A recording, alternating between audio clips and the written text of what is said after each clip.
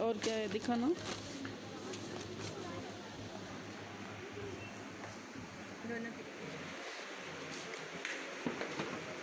اور کچھ میم؟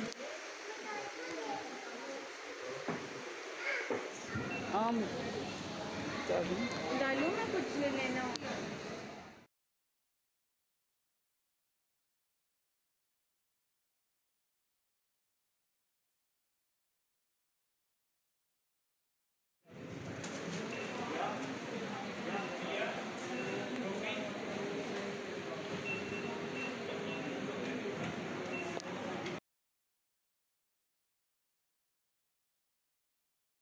بسم اللہ الرحمن الرحیم. السلام علیکم.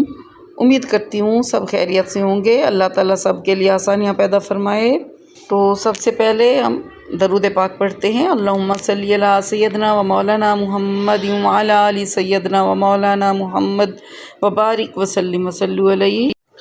آج کی ہماری گفتگو کا جو ٹاپک ہے وہ یہ ہے کہ مصیبت پر کیسے قابو پا سکتے ہیں. ہر بندے کی زندگی میں برا وقت آتا ہے. ایسا نہیں ہوتا کہ اچھا وقت آئے ہمیشہ خوشیاں ہی خوشیاں ہوں، بلکہ ہر بندے کی زندگی میں ایسا وقت آتا ہے کہ جو اسے اچھا محسوس نہیں ہوتا یا اس کو برا کہہ سکتے ہیں. برا وقت، کامیاب لوگ جو ہوتے ہیں نا اس برے وقت سے نکلنا جانتے ہیں. تو کیا ہم میں ایسی صلاحیت ہے یا آپ ایسی صلاحیت اپنے اندر پیدا کر سکتے ہیں جس کی بدولت آپ مصیبت سے نجات حاصل کر سکیں؟ تو اس کے بارے میں آج ہم گفتگو کرتے ہیں. اگر مصیبت آئی ہے تو آپ پھر سے ابھرنے کی اپنی صلاحیت پر اعتماد قائم رکھیں. اعتماد بہت بڑی چیز ہوتی ہے. آپ میں کام کرنے کی جو عام طور پر صلاحیت ہے اس سے زیادہ کرنے کی صلاحیت کو کم نہ سمجھیں. یہ ثابت کرنے کے لیے اس موقع سے فائدہ اٹھائیں کہ آپ اپنی زندگی کو کنٹرول کر سکتے ہیں. ٹھیک ہے، یہ ایک صلاحیت ہے نا، آپ اس سے فائدہ اٹھائیں کہ آپ اپنی زندگی کو یعنی کوئی بھی موقع آپ نے ضائع نہیں کرنا. تو یہ ثابت کرنے کے لیے اس موقع سے فائدہ ضرور اٹھائیں. جب بھی آپ کو کوئی نہ کوئی موقع ملے اپنی صلاحیت سے فائدہ اٹھانے کا، تو صلاحیتیں بہت زیادہ ہوتی ہیں لیکن ہم سمجھ نہیں سکتے نا. اور اس کا دوسرا پوائنٹ ہے، تو جب بھی کوئی مصیبت آئے، کوئی پریشانی آئے تو اللہ تعالیٰ سے دعا کریں. دعا ایسی چیز ہے نا جو تقدیر کو بھی بدل سکتی ہے اور بدل دیتی ہے. اللہ تعالیٰ کی عبادت کریں، اللہ کے سامنے دعا کریں، ہاتھ اللہ تعالیٰ کے سامنے پھیلائیں اور روئیں، رو رو کے دعا کریں، کیونکہ ہم سے بھی بڑی ایک قوت ہے اور جو اللہ تعالیٰ کی پاک ذات ہے. اللہ تعالیٰ کی ذات پر بھرپور ایمان رکھیں. مسلسل یعنی ایمان رکھنا ہے، بھرپور رکھنا ہے اور بھروسہ رکھنا ہے اللہ تعالیٰ کی ذات پر، کیونکہ مصیبت کے وقت اللہ تعالیٰ پر ایمان بہت ہی سکون کا باعث ہوتا ہے. ایسے لوگ جو زیادہ مذہبی نہیں ہوتے ان کے لیے بھی، یعنی کچھ لوگ تو ہیں نا مذہبی، ہم جن کو کہتے ہیں کہ جو عبادات کرتے ہیں، ہر وقت اذکار کرتے رہتے ہیں اور نمازیں بھی قضا کبھی کرتے نہیں ہیں. تو ان کے علاوہ کچھ ایسے لوگ بھی ہوتے ہیں جو زیادہ مذہبی نہیں ہوتے. ان کے لیے بھی اپنی ذات سے ماورا کسی ہستی پر یقین رکھنا ضروری ہوتا ہے. ایسے موقع پر تو سب کے لیے لازم ہوتا ہے کہ بھرپور یقین رکھیں. تو اس کا اب ہم تیسرا پوائنٹ دیکھتے ہیں. تو مصیبت آنے کے فوراً بعد اس سے نکلنے کا ٹھوس منصوبہ کوئی تیار کریں، اسے ترتیب دیں. مشکل پر قابو پانے کی ایک جارحانہ حکمت عملی پر ڈٹے رہ کر یہ جنگ جیتیں. یعنی یہ ایک جنگ، اس کو سمجھ لیں کہ اگر کوئی پریشانی آ گئی ہے فوراً اس سے نکلنے کا کوئی ٹھوس منصوبہ آپ بنائیں اور اس پر ڈٹے بھی رہیں. اس کو ایک جنگ سمجھیں اور اسے جیتنا بھی ہے. تو اس کا ہم دیکھیں گے اب چوتھا پوائنٹ. یہ پانچواں پوائنٹ ہے کہ مصیبت اپنے ہمراہ بہتری کا کوئی نہ کوئی موقع ضرور لاتی ہے. یہ اس بات کو ضرور سمجھیے گا کہ اگر مصیبت آتی ہے نا تو اس کا حل بھی اپنے ساتھ ہی لاتی ہے اور بہتری کا کوئی نہ کوئی موقع ضرور لاتی ہے. اور ایک بات آپ کو اور بھی بتاؤں، اور وہ یہ کہ جب بھی کوئی ایسا موقع ہو نا، مشکل کا ہو، تکلیف کا ہو، بیماری کا ہو پریشانی کا موقع ہو تو اللہ تعالیٰ سے قرب کا ایک بہترین موقع انسان کو میسر آتا ہے۔ اس وقت جتنا انسان اللہ تعالیٰ کے قریب ہوتا ہے نا، اتنا زیادہ کسی اور وقت میں نہیں ہوتا۔ تو اب یوں سمجھیں کہ یہ آپ کو ایک موقع ملا ہے بہتری کا، اللہ تعالیٰ کو تلاش کرنے کا، اللہ تعالیٰ کا قرب حاصل کرنے کا ایک موقع آپ کو اللہ تعالیٰ نے دیا ہے۔ تو اس موقع کو ضائع مت ہونے دیں، اس کو تلاش کریں، اور موجودہ حالت میں کوئی بھی تبدیلی آپ کو اپنی زندگی بہتر بننے کے مواقع دیتی ہے، یعنی بہتر کرنے کے مواقع دیتی ہے۔ مثال کے طور پر اگر ایک جاب ہے کسی کی، اور وہ جاب کسی کی چھوٹ گئی ہے کسی بھی وجہ سے، تو پریشان نہیں ہونا کہ یہ جاب چلی گئی ہے اب کیا ہوگا، تو شاید اس سے زیادہ اچھی جاب آپ کی منتظر ہو اور فوراً آپ کو مل جائے، یا تھوڑا سا ٹائم بھی لگ سکتا ہے، آپ کو اس سے اچھی جاب مل سکتی ہے، اور ایسی جاب کہ جس کے بارے میں آپ نے کبھی سوچا بھی نہیں تھا، یوں بھی ہو سکتا ہے۔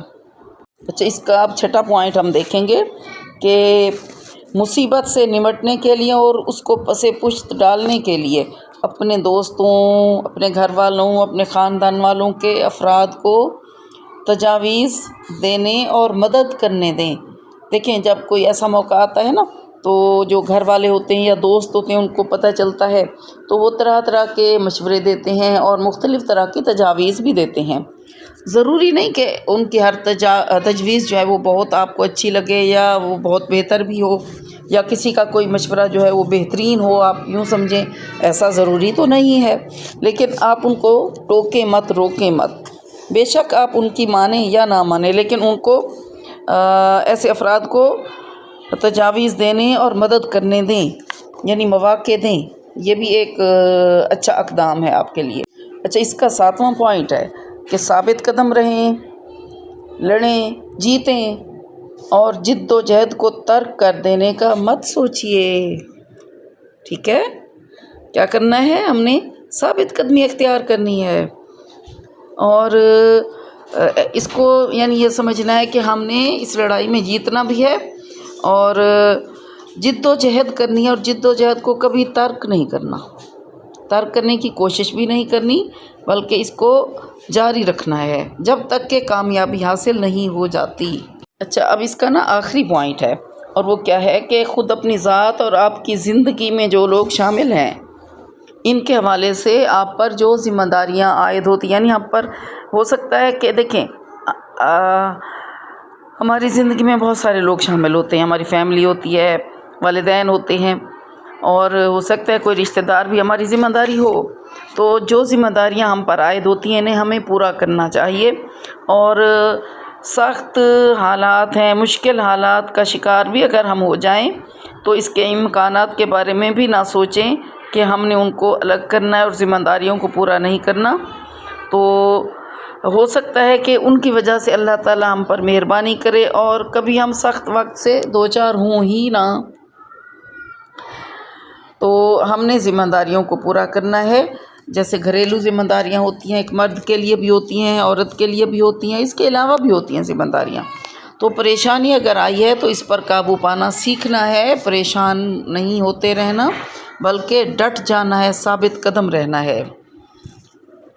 اچھا، اگر کوئی پریشانی ہے، مصیبت ہے بھی صحیح، تو اپنے آپ پر افسوس نہیں کرنے بیٹھ جانا، اپنے آپ پر افسوس کرنے کی فطری مدت میں سے تیزی سے نکل جائیں۔ یہ ایک مدت ہوتی ہے فطری مدت، اس سے تیزی سے نکل جائیں، مایوسی سے نکلنا ہے، طیش میں نہیں آنا، افسردگی کو ہوا میں اڑا دیں تاکہ آپ زندگی میں آگے بڑھ سکیں، کیونکہ یہ چیزیں اگر ہماری زندگی میں ساتھ ساتھ چلیں گی نا تو آگے کیسے بڑھیں گے نا۔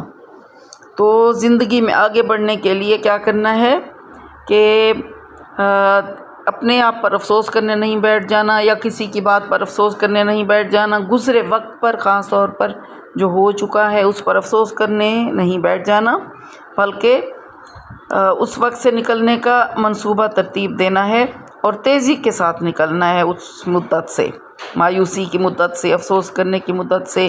اور دوسرا یہ کہ غصہ بھی بہت آتا ہے، بعض اوقات ایسے بھی ہوتا ہے نا، انسان طیش میں بھی آ سکتا ہے، تو ان ساری چیزوں کو ہوا میں اڑا دیں اور زندگی میں آگے بڑھیں۔ یہی ہماری لائف ہے، اور ہماری زندگی وہی ہے جو ہماری سوچ ہے۔ اچھا، جیسے میں نے آپ کو بتایا نا کہ جب کوئی بھی تکلیف کا، بیماری کا، پریشانی کا، مشکل کا موقع ہوتا ہے تو اللہ تعالیٰ سے تعلق قائم کرنے کا بہترین موقع ہوتا ہے، تو اس کو ضائع نہیں کرنا۔ اور اگر کوئی مسئلہ پیدا ہو بھی جاتا ہے، کوئی پریشانی ہوتی ہے، تو در حقیقت اس مسئلے کو مسئلہ نہیں سمجھنا، بلکہ وہ مواقع ہوتے ہیں ہمارے لیے، اور بہترین مواقع ہوتے ہیں۔ ان مواقع سے ہم نے بہترین بھرپور فائدہ اٹھانا ہے، ہماری شخصیت کو بھرنے کا ایک موقع ملتا ہے، تو اپنی شخصیت میں بہتری لانی ہے۔ افسوس کرنے نہیں بیٹھ جانا کسی گزری ہوئی چیز پر، کسی گزری ہوئی بات پر جو ہمیں نہیں ملا، اس پر ہم اگر افسوس کرنے بیٹھ جائیں گے تو پھر ہم زندگی میں کیسے آگے بڑھ سکتے ہیں۔ اور بعض اوقات ایسے بھی ہوتا ہے کہ کچھ لوگوں کی عادت ہوتی ہے ہر وقت افسردہ رہتے ہیں، کچھ لوگ ایسے ہوتے ہیں ہر وقت ماضی کے بارے میں ہی افسردہ رہتے ہیں، اسی کے بارے میں سوچتے رہتے ہیں۔